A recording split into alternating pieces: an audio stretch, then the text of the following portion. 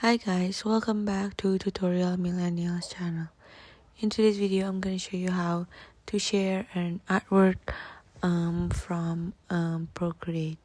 So first, after you open the app and then you go to your gallery and then you choose the artwork you want.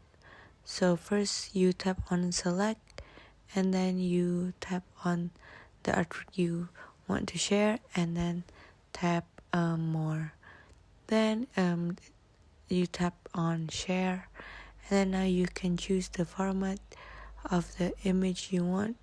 So for example, I'm choosing PDF, so I can just tap on PDF and then I have to choose the PDF quality. For example, best, tap there and then it's exporting, and then now you can just share the artwork. So for example, to WhatsApp, to the people I've talked recently.